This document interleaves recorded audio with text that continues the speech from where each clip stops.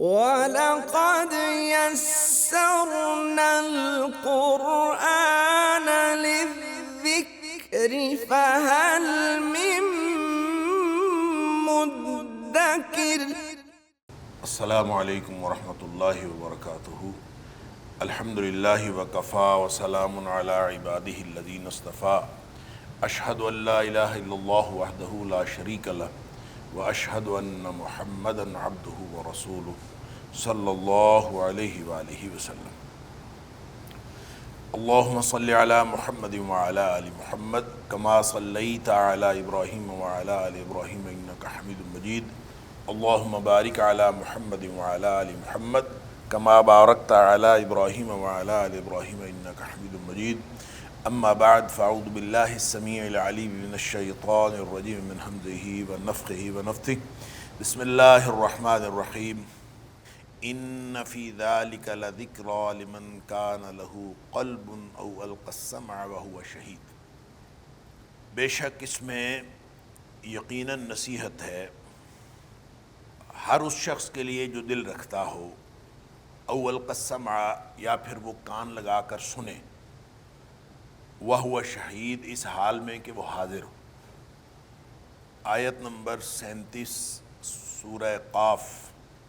یہاں سے آج کے سبق کا آغاز اللہ کی توفیق سے ہو رہا ہے، اور یہ وہ حصہ ہے قرآن کا یا سورہ قاف کا جس میں اللہ کریم نے نبی کریم صلی اللہ علیہ وآلہ وسلم کو کچھ ہدایات بھی دی ہیں، آپ کو تسلی بھی دی ہے، اور پھر جو تاریخ ہے یعنی قوموں کی تباہی کی تاریخ اس کا حوالہ دے کر ایک تذکیر فرمائی ہے جس کو آپ تذکیر بایام اللہ کہہ لیں، اور پھر فرمایا کہ پہلے لوگ جو ہیں وہ تو تباہ و برباد ہوئے اسی وجہ سے، اور جہاں تک قرآن کی بات ہے تو اس سے بھی ہر شخص کو نصیحت نہیں ملتی، اس کے لیے ہر شخص کو ریسیپٹیو ہونا چاہیے، اپنی جو زمین ہے اس کو اس رحمت کی بارش سے مستفید ہونے کے لیے تیار کرنا چاہیے۔ ان فی ذلک لذکریٰ، یقیناً یہ نصیحت ہے، لیکن ہر اس شخص کے لیے جس کے پاس دل ہو۔ دل کا مطلب اس کے پاس فہم کی صلاحیت موجود ہو، ایک فہیم دل ہو، کیونکہ اللہ کریم نے یہ فرمایا ہے، دوسری جگہ ہم پڑھ آئے ہیں کہ کچھ ایسے لوگ ہیں لہم قلوب لا یفقہون بہا، کچھ ایسے لوگ ہیں کہ جن کے پاس دل ہوتے ہیں، یعنی دل بطور آرگن، بطور عضو تو موجود ہوتا ہے، لیکن وہ اس سے سمجھتے نہیں ہیں۔ جب وہ سمجھتے نہیں ہیں تو اس کا مطلب ہے کہ ان کے دل جو ہیں وہ ایسے ہے جیسے ہے ہی نہیں۔ لہم قلوب لا یفقہون بہا، ان کے پاس دل ہے لیکن کچھ سے سمجھتے نہیں۔ اس کا مطلب یہ ہے کہ یہاں اللہ کریم نے جو فرمایا ان فی ذلک لذکریٰ لمن کان لہ قلب، تو اس سے مراد یہ ہے کہ وہ دل جس سے سمجھا جائے، جس سے کسی چیز کو آپ سمجھنے کی کوشش کریں، تو جن کے پاس فہیم دل نہیں ہے وہ اس سے نصیحت حاصل نہیں کر سکتے۔ او القی السمع، یا پھر کان تو لگائے، کم از کم توجہ تو کرے، القی السمع، اس کی طرف کان لگائے، غور سے سنے، اور غور کرے گا وہو شہید، پوری طرح متوجہ ہو کر، یعنی غیر حاضر دماغی سے قرآن کو سننے والا اور اپنے دل کے اندر دیگر خیالات لانے والا، اس کو قرآن سے سمجھ نہیں آ سکتی اور قرآن سے نصیحت حاصل نہیں ہو سکتی۔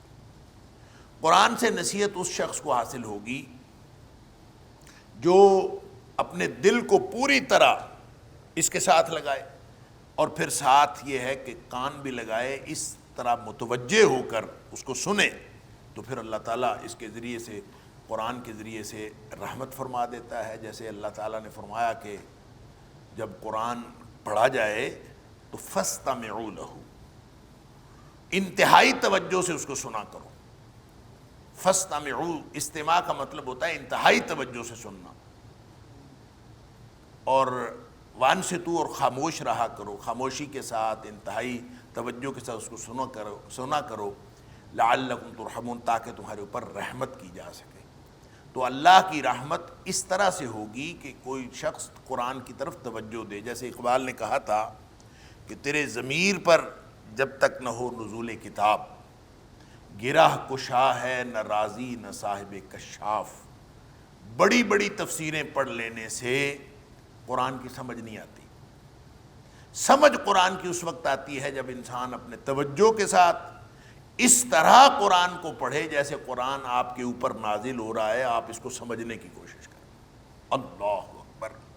حضرت عبداللہ بن مسعود رضی اللہ تعالیٰ عنہ کا قول وہ پہلے بھی آپ لوگوں نے سن رکھا ہے کہ وہ فرماتے ہیں کہ جس وقت یا ایھا الذین آمنو یہ پڑھا کرو، اگر قرآن میں جہاں کہیں آیا یا ایھا الذین آمنو تو سیدھے ہو کے بیٹھ جایا کرو، توجہ سے بیٹھ جایا کرو کہ اللہ کائنات کا مالک، کائنات کا خالق، وہ عرش سے تمہارے ساتھ مخاطب ہو رہا ہے، سبحان اللہ، تمہیں خطاب کر رہا ہے۔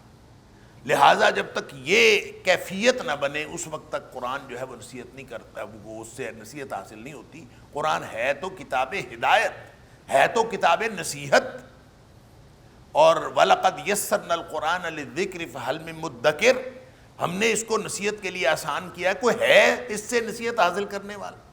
قرآن سوال کرتا ہے، لیکن وہ ہر ایک کے لیے نہیں، کچھ اپنے آپ کو ریسیپٹیو بنانے کی ضرورت ہے۔ اور سورہ زمر میں اللہ کریم نے یہ فرمایا کہ تقشعر منہ جلود الذین یخشون ربہم، جن لوگوں کے دلوں میں اپنے مالک کی خشیت ہوتی ہے، یہ بھی ہم پڑھ آئے ہیں، جن کے دلوں میں اپنے مالک کی خشیت ہوتی ہے، وہ ان کے رونگٹے کھڑے ہو جاتے ہیں قرآن سن کے۔ یعنی قرآن سے رونگٹے کھڑے ہوتے ہیں، لیکن ہر ایک کے نہیں۔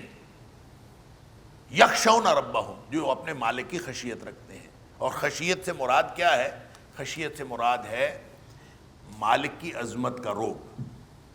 تو اپنے اللہ کی عظمت کو پہچانے اور پھر اپنے اللہ کی عظمت کا روب دل میں ہو، وہ کائنات کا خالق و مالک، میں اس کا کلام پڑھ رہا ہوں، اللہ اکبر، کتنی بڑی سعادت ہے کہ میں کائنات کے خالق و مالک کا کلام پڑھ رہا ہوں، اور اس کو پڑھتے ہوئے پھر جب یہ خیال ہو کہ یہ جو کلام ہے اس کا متکلم کون ہے، یہ اگر پتہ ہو تو پھر انسان کے دل میں اللہ کی عظمت کا رعب آتا ہے۔ جب اللہ کی عظمت کا رعب ہوتا ہے تو پھر کلام کا اثر ہوتا ہے، پھر رونگٹے کھڑے ہوتے ہیں۔ ہر ایک کے رونگٹے نہیں کھڑے ہوتے، اور اگر رونگٹے کھڑے ہو جائیں تو اللہ فرماتا ہے ثم تلین جلودہم وقلوبہم الی ذکر اللہ، پھر قرآن جو ہے وہ اس کے اوپر ایک ایسا اثر ڈالتا ہے۔ یہ ہو نہیں سکتا کہ جس کو قرآن کی سمجھ آ جائے پھر اس کی زندگی میں اضطراب پیدا نہ ہو۔ یہ ہو نہیں سکتا کہ پھر وہ چین کی نیند سو سکے، پھر اس کے اندر ایک اضطراب پیدا ہوتا ہے جب قرآن اس کے اوپر اثر کرتا ہے۔ تو فرمایا ثم تلین جلودہم وقلوبہم الی ذکر اللہ، پھر اس کا دل بھی، اس کا دماغ بھی، اس کا ظاہر بھی، اس کا باطن بھی سب اللہ کی یاد کی طرف جھک پڑتا ہے۔ پھر زندگی اس طرح نہیں گزرتی جیسے ہم غفلت کی زندگی گزار رہے ہیں، پھر زندگی اس طرح گزرتی ہے کہ کھڑے بھی اللہ یاد آتا ہے، بیٹھے بھی اللہ یاد آتا ہے، سوتے بھی اللہ یاد آتا ہے، پہلوؤں پہ لیٹے بھی اللہ یاد آتا ہے۔ اللہ اکبر، ان کے لیے قرآن نے کہا یہ اولو الالباب ہیں، یہ عقل والے ہیں، یہ فہیم دل والے ہیں، یہ سمجھنے والے ہیں، ان کے پاس عقل ہے۔ ان فی خلق السماوات والارض واختلاف اللیل والنہار لآیات لأولی الالباب، جن کے دل میں عقل ہے، جن کے پاس عقل ہے۔ اللہ اکبر۔ اب یہ عقل، یہ دل، یہ نفس، یہ ساری انسان کی باطن کی کیفیات، فؤاد، قلب، ہر چیز، تو ان میں جب تک سمجھنے کی صلاحیت نہ ہو، انسان ریسیپٹیو نہ ہو، خیالات اور گزر رہے ہیں، دماغ میں کچھ اور چل رہا ہے، خیالات اور طرح کے آ رہے ہیں، پڑھ قرآن رہا ہے، اس کو کبھی نصیحت حاصل نہیں ہو سکتی۔ نصیحت اس کو حاصل ہوگی لمن کان لہ قلب، او القى السمع، اور پھر تقشعر منہ جلود الذین یخشون ربہم ثم تلین جلودہم وقلوبہم الی ذکر اللہ، اور پھر وہ اس کی اللہ کی یاد میں ان کی زندگی اس یعنی اس ماحول میں، اس کیفیت میں ڈھل جاتی ہے۔ اور وہ کون ہے اولو الالباب؟ سورہ آل عمران میں فرمایا الذین یذکرون اللہ قیاما وقعودا وعلی جنوبہم ویتفکرون فی خلق السماوات والارض، جو اللہ کو یاد کرتے رہتے ہیں، کھڑے بھی اللہ کو یاد کرتے ہیں، بیٹھے بھی اللہ کو یاد کرتے ہیں، اپنے پہلوؤں پر بھی اللہ کو یاد کرتے ہیں، پھر وہ کائنات میں جب غور و فکر کرتے ہیں تو ان کو سب تفہیم حاصل ہوتی ہے۔ لہذا فرمایا ان فی ذلک لذکریٰ، اس میں نصیحت تو ہے، لمن کان لہ قلب، جس کے لیے دل ہو، او القی السمع، اللہ اکبر، یا پھر کان لگا کے سنیں غور سے اور توجہ سے، وہو شہید، اس حال میں کہ پوری توجہ حاضر ہو اور پھر سنیں تو پھر اس کو نصیحت حاصل ہو جائے گی۔ دیکھیں جو اللہ کریم نے سورہ ملک میں فرمایا ہے کہ انسان، خاص طور پہ وہ لوگ جو کفار ہوں گے اور نہ ماننے والے اور جہنمی ہوں گے، اللہ تعالیٰ معاف فرمائے، ان سے جہنم کے داروغے کہیں گے تمہارے پاس کوئی ڈرانے والا نہیں آیا تھا؟ کہیں گے آیا تو تھا، ڈرایا تو اس نے تھا، باتیں تو ساری بتائی تھی، اور پھر سارا کچھ اعتراف کرنے کے بعد کہیں گے قالوا لو كنا نسمع او نعقل ما كنا في اصحاب السعیر، اگر ہم نے سنا ہوتا، اب اس کا مطلب ہے قرآن تو وہ سنتے تھے لیکن توجہ سے نہیں سنتے تھے۔ لو كنا نسمع، اگر ہم نے اس کو توجہ سے سنا ہوتا، او نعقل، یا اس کی سمجھ حاصل کی ہوتی، تو پھر آج ہم جہنمیوں میں سے نہ ہوتے۔ اللہ اکبر۔ تو یہی مضمون ہے جو پورے قرآن میں اللہ تعالیٰ مختلف اسالیب میں بیان فرماتا ہے کہ نصیحت ہر شخص کے لیے نہیں ہے، یہ اس شخص کے لیے ہے جو اپنا پورا جو ہے وہ ریسیپٹیو ہو، قبولیت کے لیے اپنی اس نصیحت کو قبول کرنے کے لیے اپنے دل و دماغ کو درست بنائے۔ اگر معدہ خراب ہے، اچھی غذا اس کو فائدہ نہیں دیتی، اور جتنی مرضی اچھی غذا دے دے، معدہ ہی خراب ہے تو اس کو فائدہ نہیں ہوگا۔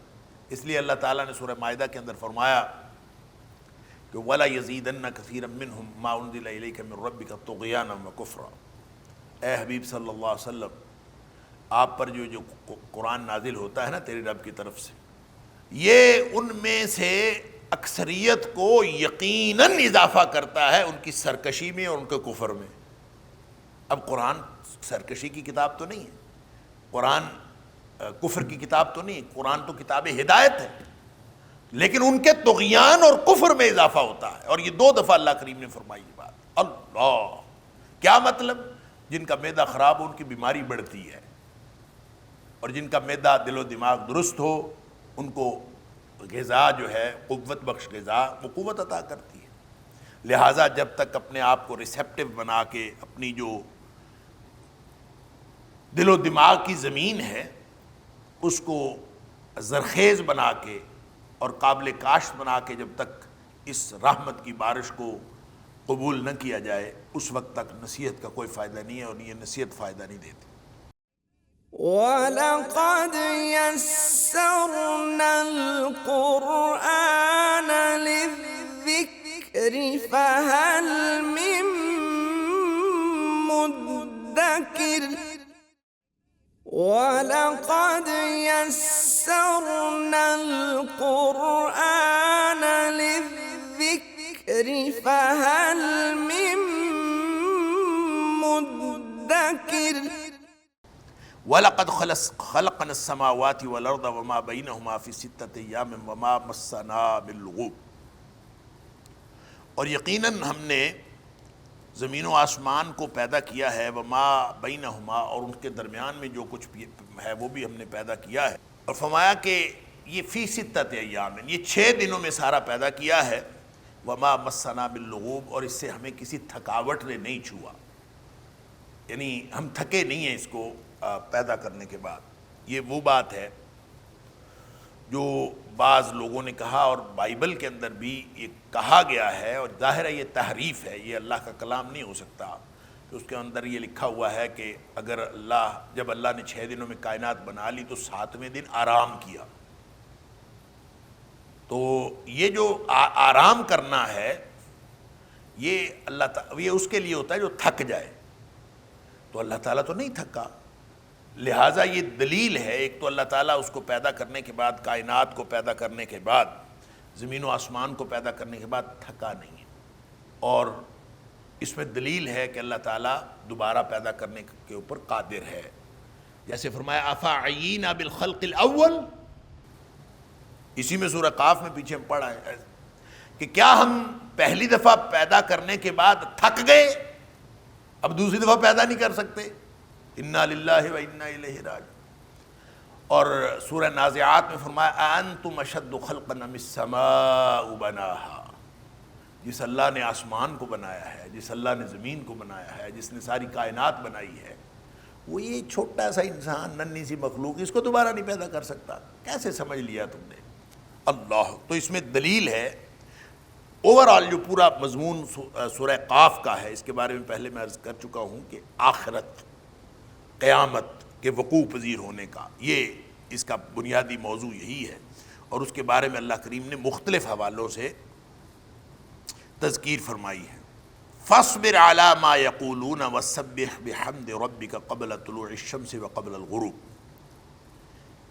بس آپ ڈٹے رہیے، علی ما یقولون، جو کچھ یہ کہتے ہیں اس کے باوجود آپ ڈٹے رہیے،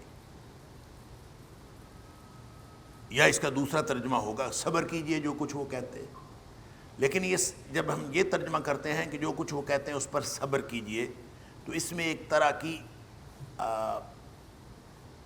انفعالیت، ایک پیسونیس اس میں آ جاتی، اور اگر ہم اس کا ترجمہ کرتے ہیں صبر کا مطلب ہوتا ہے روک لینا اپنے آپ کو، لفظی معنی ہے روک لینا، اور روک لینا کا کیا معنی ہے کہ اس کسی بھی کیفیت میں، کسی بھی حالت میں جو انسان کے اندر فطری ایک جذبہ پیدا ہوتا ہے کسی بھی صورتحال کو دیکھ کر، اس کو اللہ اور اس کے رسول صلی اللہ علیہ وسلم کے حکم کی وجہ سے روک لینا، یہ صبر کہلاتا ہے۔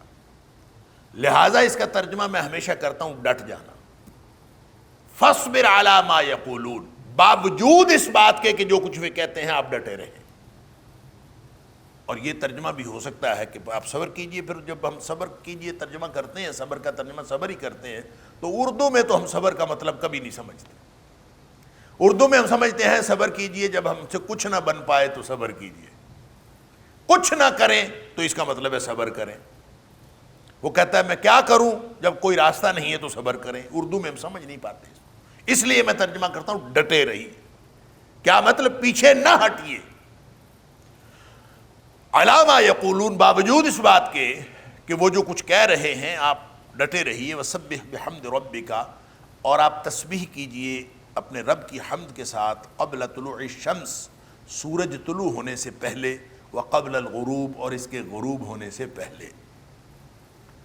تو سورج طلوع ہونے سے پہلے اور سورج غروب ہونے سے پہلے اللہ کی تسبیح بیان کیجئے، اس سے مراد اکثر جو مفسرین ہیں ان کے خیال میں اس میں فجر اور عصر کی نماز، عصر کی نماز بھی غروب ہونے سے پہلے ہوتی ہے اور فجر کی نماز طلوع ہونے سے پہلے ہوتی ہے، تو طلوع ہونے سے پہلے فجر اور غروب ہونے سے پہلے عصر، تو گویا یہاں عصر کی نماز، عصر اور فجر کی نماز کی تاکید کی گئی ہے۔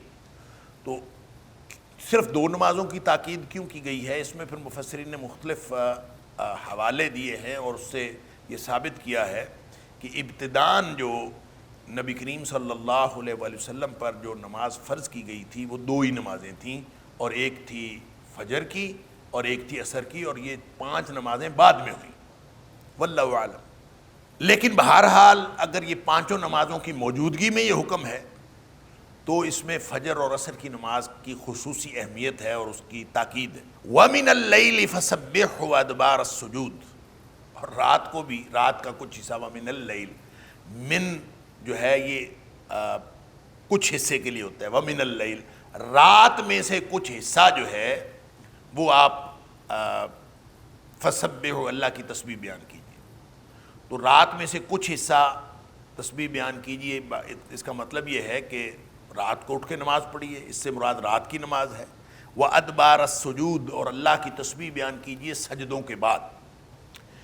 اب یہ 4 باتیں ہو گئیں. ایک تو نماز جو طلوع الشمس سے پہلے ہے، ایک وہ نماز جو غروب الشمس سے پہلے ہے، اور ایک وہ نماز جو رات کے کچھ حصے میں ہے، اور ایک وہ تسبیح جو سجدوں کے بعد ہے. سجدوں کے بعد سے مراد نماز، سجدہ سے مراد نماز ہے، نمازوں کے بعد تسبیح کرنا. لہٰذا رات کو جو نماز ہے وَمِنَ اللَّيْلِ فَسَبِّحُوا، رات کے کچھ حصے میں اللہ تعالیٰ کی تسبیح بیان کرنا. تو ویسے تو اگر اس کو تسبیح کہیں گے تو اس کا مطلب سبحان اللہ کہنا ہے، اور اگر مرادی معنی لیں گے تو اس سے مراد رات کی نماز ہے. اور یہ وہی حکم ہے جو اللہ کریم نے سورہ مزمل میں فرمایا قُمِ اللَّيْلَ إِلَّا قَلِيلًا نِصْفَهُ أَوِ انقُصْ مِنْهُ قَلِيلًا، چاہے آدھی رات پڑھیں یا اس میں سے کم کر دیں، لیکن راتوں کو اٹھ کے قیام کریں. تو یہ پہلے تو یہ حکم تھا اور صحابہ کرام یہ کرتے رہے. کہتے ہیں کہ 1 سال بھر جو ہے وہ لوگ جو ہے اٹھ کے نمازیں پڑھتے رہے. اللہ اکبر. بعد میں پھر جو ہے وہ اللہ تعالیٰ نے اس میں تخفیف کر دی، اور وہ جو آخری رکوع ہے سورہ مزمل کا اس کے اندر تخفیف کا ذکر بھی ہے. بہرحال اس میں اس کا بھی تذکرہ کریں گے بعد میں جب پڑھیں گے تو انشاءاللہ. لیکن بہرحال اس سے مراد یہ ہے رات کی نماز. تو اگر اس کو فرض نمازوں کے ساتھ کریں تو اس کا مطلب ہے رات کی نماز بھی، اور فجر کی نماز بھی، اور جو عصر کی نماز ہے وہ بھی. اور جو سجدوں کے بعد یعنی نماز کے بعد تسبیح کریں، تو نماز کے بعد کی تسبیحات سے مراد ڈائریکٹ اگر ہم کہیں تو اس سے مراد وہی تسبیح ہے جو نبی اکرم صلی اللہ علیہ وسلم نے سکھائی کہ ہر نماز کے بعد جو ہے وہ 33 دفعہ سبحان اللہ، 33 دفعہ الحمدللہ، اور 33 دفعہ اللہ اکبر. یا ایک حدیث کے اندر آتا ہے 34 دفعہ اللہ اکبر، اور دوسری حدیث میں آتا ہے کہ سب تینوں 33 دفعہ پڑھنا ہے. اور یہ 99 مرتبہ ہو گیا، اور اس کو 100 پورا کرنے کے لیے پھر پڑھنا ہے لا الہ الا اللہ وحدہ لا شریک لہ لہ الملک وله الحمد وهو علی کل شیء قدیر. یہ پڑھ کے پھر اس کو 100 مرتبہ مکمل کر لینا. تو بہرحال یہ وہ ادبار السجود کا مطلب ہے ہر نماز کے بعد ذکر کرنا، ہر نماز کے بعد تسبیح کرنی ہے. اس کا مطلب یہ بھی ہو سکتا ہے کہ وہ جو نبی پاک صلی اللہ علیہ وسلم نے فرمایا کہ اللہ تعالیٰ نے جو دعا کی قبولیت کے اوقات رکھے ہیں، اس میں ہر نماز کی جو آخری حصہ ہے، ہر فرض نماز کا آخری حصہ، اس میں یعنی اس میں الفاظ آتے ہیں دوبر کل صلاۃ، ہر نماز کل صلاۃ المفروضہ، ہر جو فرض نماز ہے اس کا آخری حصہ. یہاں ادبار ہے تو اس کا آخری حصہ کون سا ہوتا ہے؟ اس کا آخری حصہ ہوتا ہے اگر اس سے مراد لیں کہ ہر نماز کے بعد کی چیز، تو وہ جو تشہد میں بیٹھتے ہیں تو تشہد کے اندر وہ آخری حصہ ہوتا ہے ہر فرض نماز کا. اس کے اندر اگر نماز دعا پڑھی جائے تو وہ جتنی بھی دعائیں پڑھی جائیں وہ اللہ قبول فرماتا ہے، وہ دعا کرنی چاہیے. باقی رہ گئی بات اس میں جو فرض نماز کے بعد کی جو مروجہ اجتماعی دعا ہے، اس کے لیے نبی کریم صلی اللہ علیہ وآلہ وسلم سے یہ ثابت نہیں ہے کہ آپ نے اس طرح اجتماعی دعا نبی پاک صلی اللہ علیہ وسلم نے باقاعدہ فرمائی ہو. یعنی دعا مانگ لینے میں کوئی حرج نہیں ہے، دعا مانگ لینا چاہیے، لیکن اس طرح سے اجتماعی دعا جو نماز کا حصہ بنائی جاتی ہے یہ درست نہیں ہے. ہم تو اٹھتے نہیں ہیں اس وقت تک جب تک دعا نہ کی جائے، اور ہم سمجھتے ہیں کہ شاید یہ نماز کا حصہ ہے. بالکل بھی حصہ نہیں. اگر اس کو نماز کا حصہ نہ بنایا جائے اور دعا کو الگ رکھا جائے کہ نبی پاک صلی اللہ علیہ وسلم نے اس کو دعا کی قبولیت کا وقت کہا ہے، کبھی انفرادی مانگ لی، کبھی اجتماعی مانگ لی، کبھی مانگی کبھی نہ مانگی، اس طرح سے کر کے اگر کر لیا جائے تو کوئی حرج نہیں. اور خاص طور پہ جب کوئی کہہ دے کہ نماز کے بعد کوئی کہہ دے کہ آپ دعا کریں تو پھر ضرور کر لینی چاہیے، کیونکہ نبی پاک صلی اللہ علیہ وسلم نے ایک بھی آپ سے یہ واقعہ ثابت نہیں ہے کہ کسی نے کہا ہو کہ آپ ہمارے لیے دعا کریں اور نبی پاک صلی اللہ علیہ وسلم نے فوراً ہاتھ نہ اٹھائے. اور نبی پاک صلی اللہ علیہ وسلم جب بھی کوئی کہتا تھا دعا کے لیے آپ اسی وقت ہاتھ اٹھا دیتے. اس لیے کوئی کہہ دے دعا ضرور کرنی ہے. اور باقی یہ جو تشہد کی دعائیں ہیں وہ اس بات کو یعنی جو پورا کرتی ہیں، جو نبی پاک صلی اللہ علیہ وسلم ذکر اذکار نماز کے بعد کے فرمائے، وہ سارے اس حکم کو پورا کرتے ہیں۔ وَاسْتَمِعْ يَوْمَ يُنَادِ الْمُنَادِ مِن مَّكَانٍ قَرِيبٍ، اور غور سے سنو اس دن جب منادی کرنے والا منادی کرے گا، جب وہ پکارے گا منادی کرنے والا، من مکان قریب، قریب سے، کسی ایک قریب کی جگہ سے وہ منادی کرنے والا پکارے گا۔ اب یہ دیکھیں، یہ ونس اگین قیامت کی طرف توجہ ہے کہ جب قیامت آئے گی تو ایک دوسرا نفخہ ہوگا، فرشتہ منادی کرے گا، یعنی اسرافیل سور پھونکیں گے، جبریل کرے گا، کون سا فرشتہ کرے گا؟ عام طور پر مشہور یہی ہے کہ جو اسرافیل ہے وہ پھونکیں گے سور، اور نفخہ، دوسرا نفخہ، یہ دوسرا نفخہ اس وقت ہوگا جب سب لوگ جو ہیں وہ اٹھیں گے، اور اس وقت جو ہے وہ جو آواز آئے گی، ہر شخص ایسے سمجھے گا جیسے یہ قریب سے آواز آ رہی۔ بعض مفسرین نے لکھا ہے کہ من مکان قریب سے مراد جو صخرہ بیت المقدس ہے وہ اس سے مراد ہے، یعنی وہاں سے یہ آواز آئے گی۔ اور اس کے بارے میں جن لوگوں نے لکھا ہے وہ کہتے ہیں کہ وہ آسمان سے قریب تر جگہ ہے، واللہ عالم، یہ لوگوں کا ایک تصور ہے، لیکن صحیح بات یہ ہے کہ ہر شخص سمجھے گا کہ قریب سے کہیں سے آواز آ رہی۔ یوم یسمعون الصیحۃ بالحق، اور یہ صرف ایسے ہی کان نہیں بج رہے ہوں گے، لوگ واقعتاً سنیں گے ایک چنگھاڑ، بالحق، حق کے ساتھ، یعنی واقعتاً وہ ہو رہی ہوگی، حقیقی طور پر ایک آواز آ رہی ہوگی، اور لوگ سمجھ رہے ہوں گے کہ ہر شخص سمجھے گا یہاں سے آ رہی ہے، وہ سمجھے گا یہاں سے آ رہی ہے، اور سمجھ نہیں آئے گی کہاں سے آ رہی ہے، وہ کہیں بھی قریب کی جگہ سے آ رہی ہوگی، اور لوگ اس کو سنیں گے، اور یہ حقیقتاً آواز ہوگی، ایک چنگھاڑ ہوگی۔ ایسا نہیں ہے کہ یہ صرف جو لوگوں کو محسوس ہوگا، حقیقتاً ایک چنگھاڑ ہوگی۔ ذالک یوم الخروج، وہ دن ہے نکلنے کا، یعنی مرنے کے بعد جی اٹھنے کا، قبروں سے نکلنے کا وہ دن ہوگا۔ اللہ اکبر۔ وَلَقَدْ يَسَّرْنَا الْقُرْآنَ لِلذِّكْرِ فَهَلْ مِن مُّدَّكِرٍ وَلَقَدْ يَسَّرْنَا الْقُرْآنَ لِلذِّكْرِ فَهَلْ مِن مُّدَّكِرٍ اِنَّا نَحْنُ نُحْيِي وَنُمِيتُ وَإِلَيْنَا الْمَصِيرُ، اللہ فرماتا ہے ہم ہی تو ہیں جو زندہ کرتے ہیں، ہم ہی مارتے ہیں، اور ہماری طرف ہی لوٹ کر جانا ہے۔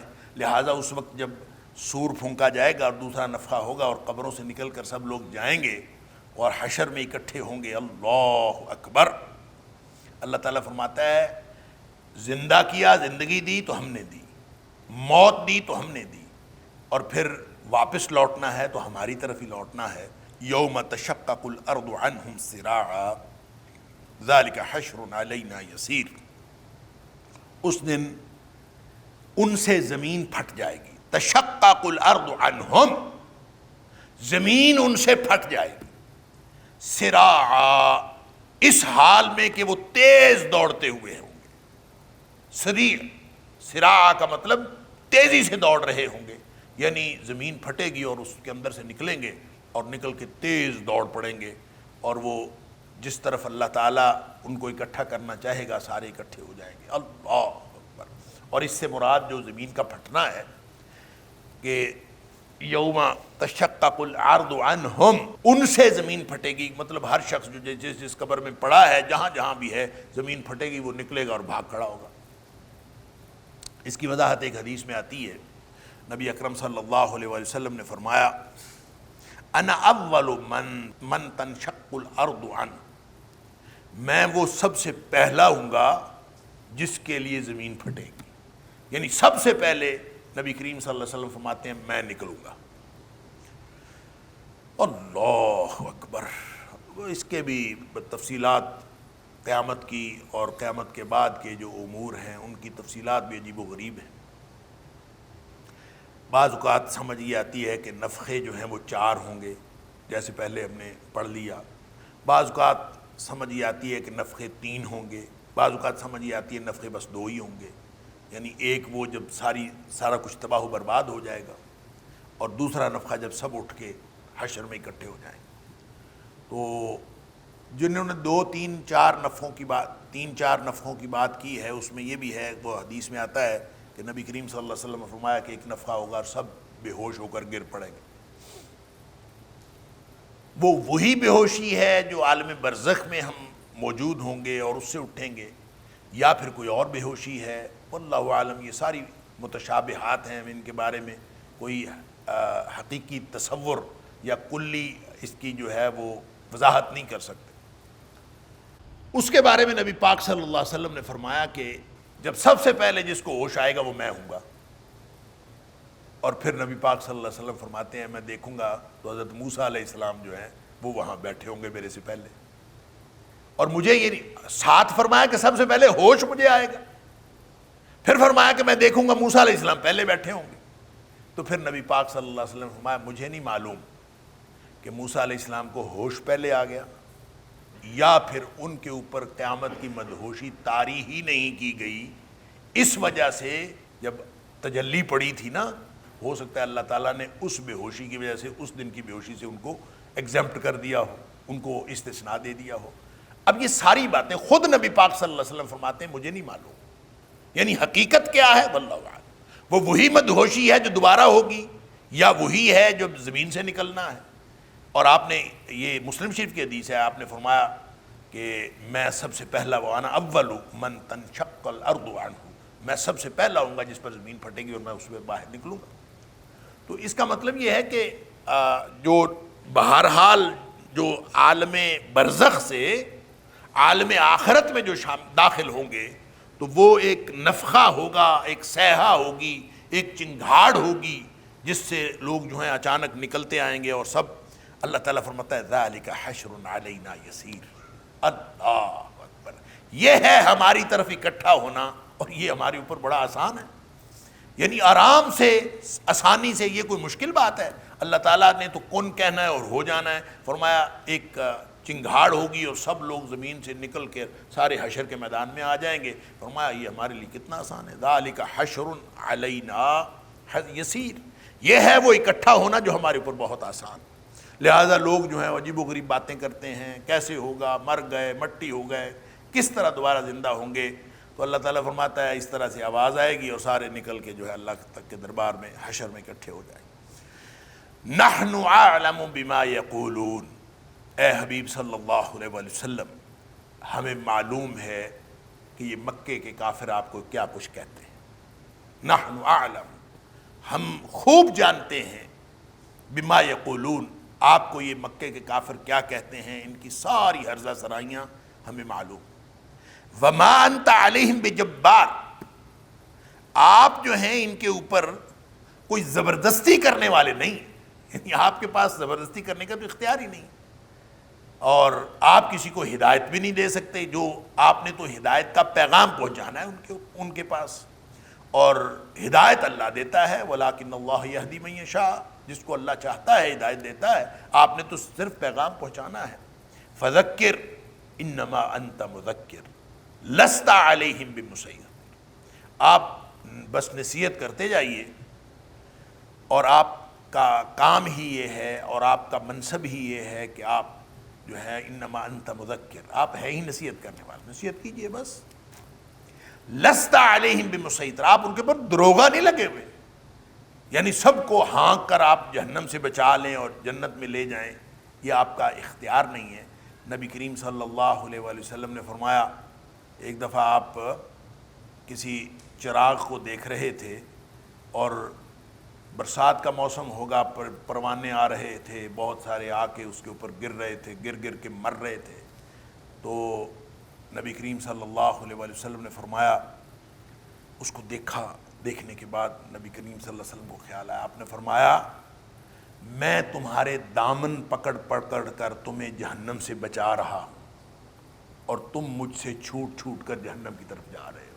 اللہ اکبر. یعنی کوشش نبی کریم صلی اللہ علیہ وآلہ وسلم کی آخر حد تک یہی تھی کہ لوگ جو ہیں جہنم سے بچ کر جنت میں جانے والے بن جائیں. لیکن اللہ آپ کو یہ فرماتا ہے کہ اے حبیب صلی اللہ علیہ وسلم، آپ کوشش کیجیے، آپ زبردستی تو نہیں کر سکتے، زبردست نتیجہ آپ کے ہاتھ میں نہیں، آپ وما انت علیہم بجبار، آپ ان کے اوپر زبردستی کرنے والے نہیں ہیں۔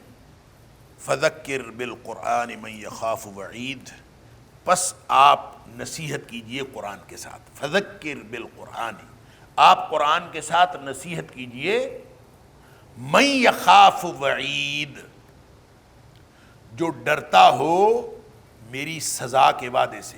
یہ جو وعید ہوتی ہے یہ سزا کا وعدہ ہوتا ہے، تو یہ اصل میں وعید کے آخر پہ دال پہ زیر ہے، یہ وعید نہیں ہے، یہ وعیدی ہے، اصل میں یہ تھا وعیدی، جو میری سزا کے وعدوں سے ڈرتا ہے نا، وعیدی کا معنی میری سزا کا وعدہ، میرا وعدہ سزا کا، جو اس سے ڈرتا ہے اس کو آپ نصیحت کیجئے۔ یہ وہی بات ہے کہ نصیحت سے ہر شخص فائدہ نہیں اٹھاتا، یعنی اس کا مطلب یہ نہیں ہے کہ آپ اس کو نصیحت نہ کریں جو اللہ تعالیٰ کی سزا سے نہیں ڈرتا، نصیحت تو کیجئے سب کو، لیکن نصیحت حاصل وہ کریں گے، فائدہ ان کو ہوگا جو اللہ کے عذابوں سے ڈرتے ہیں، اور ان کو فائدہ ہوگا، اور جو نہیں ڈرتا اس کو فائدہ نہیں ہوگا۔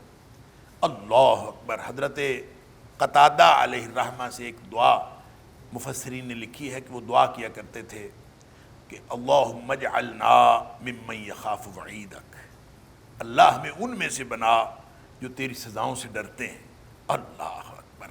ویرجو موعودک، اور جو تیرے کیے ہوئے جو انعامات کے وعدے ہیں اس کی امید رکھتے ہیں، اللہ ہمیں ان میں سے بنا۔ یہ حضرت قتادہ کی دعا تھی، یا بار یا رحیم، اے احسان کرنے والے، اے رحم کرنے والے، یعنی تو ہمیں ان میں سے بنا دے جو جس کو تیری عذابوں سے جن کو خوف ہے اور جو تیرے انعامات کے وعدے کی امید رکھتے ہیں، اللہ ہمیں ان میں سے بنا۔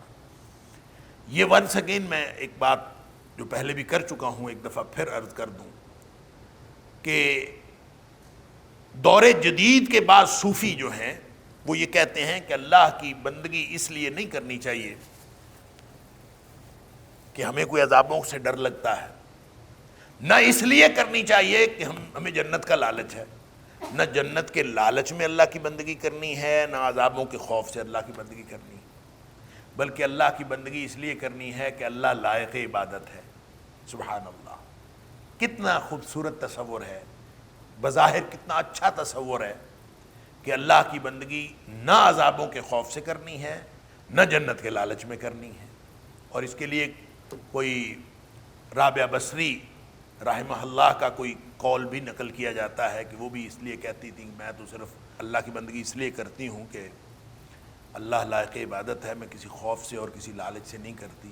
تو یہ اس کو بنیاد بنا کر یہ دور جدید کے بعد صوفی اس پر بڑا زور دیتے ہیں کہ جنت کا لالچ نہیں رکھنا چاہیے، اللہ کے عذابوں کا خوف نہیں رکھنا چاہیے۔ یہ میں پہلے بھی عرض کر چکا ہوں، یہ غیر قرآنی تصور ہے، غیر قرآنی تصور عبادت ہے۔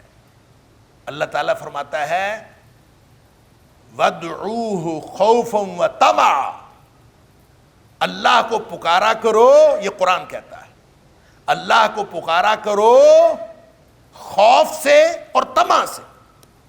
خوف کس کا؟ اللہ کے عذابوں کا۔ طمع کس کا؟ اللہ کی جنت کا۔ اللہ کے انعامات کا لالچ، اللہ کے انعامات کی امید، اللہ کے عذابوں کا خوف۔ یہ دو ہوں گے تو ایمان ہوگا۔ ایمان بین الخوف والرجاء، ایمان ہے ہی خوف اور امید کے درمیان۔ پھر اللہ کریم نے وہاں جہاں اللہ تعالیٰ نے فرمایا سورہ سجدہ میں کہ جو اللہ کے نیک بندے ہیں، جو اصل میں قرآن کی آیات سے مستفید ہوتے ہیں اور جو اللہ سے ڈرتے ہیں، وہ راتوں کو ان کی جو پشتیں ہیں وہ بستروں سے الگ رہتی ہیں۔ تتجافا جنوبہم عن المضاجع، ان کے پہلو جو ہیں وہ ہمیشہ بستروں سے الگ رہتے ہیں۔ کیا مطلب؟ وہ رات کو اٹھ کے اللہ کی بندگی کرتے ہیں۔ یدعون ربہم خوفا وطمعا، وہ اپنے رب کو پکارتے ہیں راتوں کو اٹھ کے تنہائیوں میں، اللہ کے عذابوں کا خوف رکھتے ہوئے اور اللہ کے انعامات کی امید رکھتے ہوئے، اللہ کے انعامات کا لالچ رکھتے ہوئے۔ یہ قرآن کا تصور۔ لہٰذا جو یہاں فرمایا کہ فذکر بالقرآن، قرآن کے ساتھ آپ نصیحت فرمائیے، من یخاف وعید، ہر اس شخص کو جو اللہ کی سزاؤں کا خوف رکھتا ہے. دیکھیں کوئی شخص کہے کہ مجھے اللہ کے عذابوں سے ڈر نہیں لگتا، کوئی شخص اگر یہ کہے تو اس کا مطلب ہے کہ جو اللہ نے انذار فرمایا، اللہ نے بار بار جہنم کا ذکر کیا، اللہ تعالیٰ نے بار بار اپنے عذابوں کا تذکرہ فرمایا، اللہ نے ڈرایا کہ عذاب بڑا سخت ہے، جہنم کا عذاب بڑا سخت ہے، موت کی سختیاں بڑی سخت ہے، قبر کی سختیاں بڑی سخت ہیں، یہ سارا کچھ نبی کریم صلی اللہ علیہ وسلم ڈرایا، اللہ نے قرآن میں ڈرایا. تو جو شخص کہے مجھے ڈر نہیں لگتا، یہ تو تکبر کی علامت ہے کہ گویا آپ کو کوئی ڈر نہیں لگتا، آپ تو بس خیر ہے. تو اللہ تعالیٰ نے ڈرایا ہے تو ڈر جائیں، اللہ نے وعیدیں سنائی ہیں تو ڈر جائیں، اللہ نے انعامات کے وعدے کیے ہیں تو اس کی امید رکھیں. تو وہی شخص جو ہے کامیاب ہے. اس لیے قتادہ علیہ رحمہ دعا کیا کرتے تھے اور دیگر اسلاف بھی کہ اللہم اجعلنا ممن یخاف وعیدک، اللہ ہمیں ان میں سے بنا جو تیری جو سزاؤں کے وعدے ہیں اس سے ڈر جائے، ہمیں ان میں سے بنا. ویرجو موعودک، اور جو تیرے وعدے ہیں انعامات کے اس کی امید رکھتا ہو. اور پھر یا بار یا رحیم یہ اللہ تعالیٰ کو بار بار پکارا کرتے تھے. اللہ کے فضل اور اللہ کی رحمت سے سورہ قاف مکمل ہوئی. إن هذا القرآن يهدي للتي هي أقوم ويبشر المؤمنين الذين يعملون الصالحات أن لهم أجرا كبيرا